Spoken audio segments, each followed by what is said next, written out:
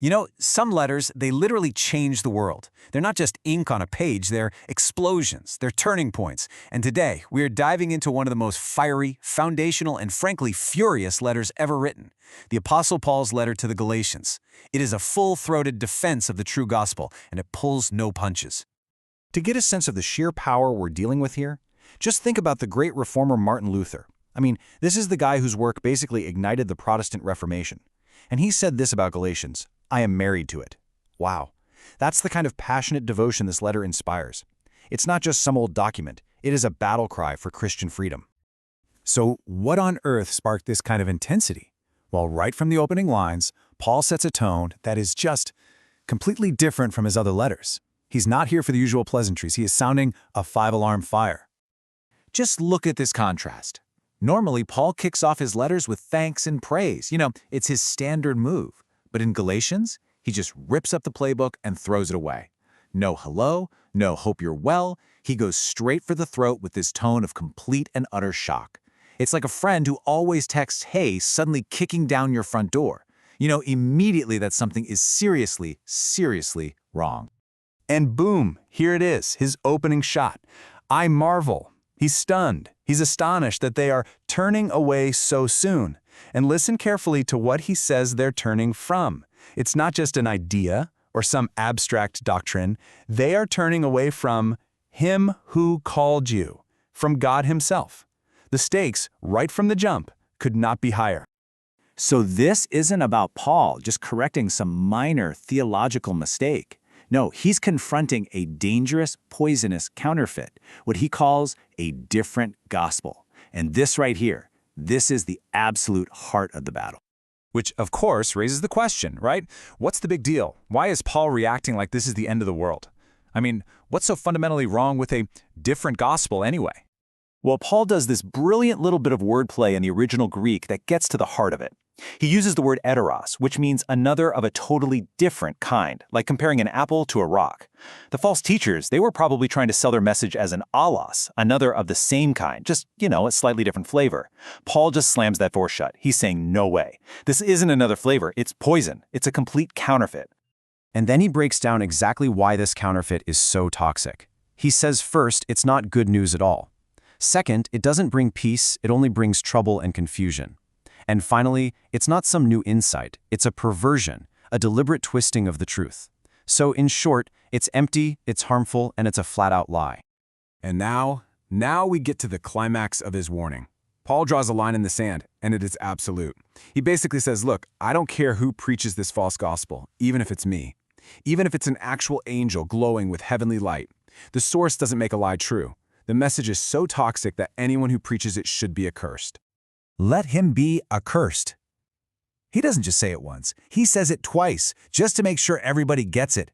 The sheer weight of that phrase is meant to stop you in your tracks. This is not a friendly theological debate. For Paul, this is spiritual life and death. Okay, so after completely demolishing the counterfeit, Paul has to prove the authority of the real thing. To do that, he has to show, beyond a shadow of a doubt, that the gospel he preaches isn't his idea. It's not from a human source at all.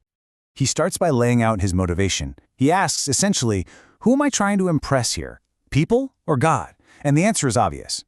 His audience is God.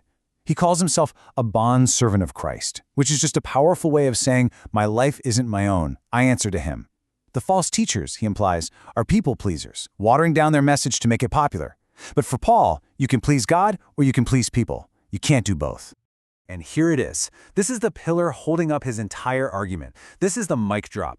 His gospel isn't second-hand information. He didn't get it from a book or a lecture or even from the other apostles. He says it came directly to him through the revelation of Jesus Christ. It is a divine download, totally uncorrupted by human hands. Now, talk is one thing, but Paul knows he needs proof. And for his proof, he offers up the most undeniable piece of evidence he has. His own life story. The radical, completely unexplainable transformation he went through is the ultimate receipt for his message. I mean, we really have to remember who this guy was. Before he met Christ, Paul wasn't just neutral about Christianity, he was its greatest enemy. He hunted down Christians, he says he persecuted the church beyond measure and was on a mission to destroy it. He was a superstar in his religion, more zealous than anyone. He was the absolute last person on planet Earth who would just invent the Christian gospel of grace. And this timeline right here is basically his alibi. It perfectly illustrates how he got his message from a divine source. He goes from being a persecutor straight to a convert because of a direct revelation. So what does he do next? Does he run off to Jerusalem to get trained by the head honchos? Nope. He goes off the grid to Arabia for 3 years. And when he finally does pop into Jerusalem, it's just for a quick 15-day meet and greet with Peter, not some deep dive training. The timeline proves it. He couldn't have learned his gospel from men. So what were the other churches hearing about him during all this time? They were hearing this one mind-blowing rumor. You know that guy who tried to destroy us? Yeah, he's preaching the faith now. His 180-degree turn was so radical, it was all the proof they needed. And what did they do? They glorified God because of him. Okay, let's bring this all home. Paul's wild life story, that shocking opening to his letter, his fierce warning, it all spirals back to this one central idea. Where a message comes from determines its power and its authority. The source is everything. Remember how Paul defined the gospel's purpose right at the beginning? It's not just a nice set of beliefs, it is a rescue mission. Its entire point is to deliver us from this present evil age. Now that is a supernatural job description, and a supernatural job requires a supernatural power source. So in the end, the fight in Galatia wasn't just a simple disagreement over rules. It was a high-stakes battle between two totally different sources, a message cooked up by man to please other men versus a revelation delivered by God to save them. And that leaves us with the one question that this entire chapter forces us to wrestle with. It's a question that cuts right to the heart of what faith is. If a message is just man-made, if its origin is purely earthly, can it really have the power to do something heavenly? If the message comes from man, can it truly deliver anyone from a present evil age? That's a question we're thinking about.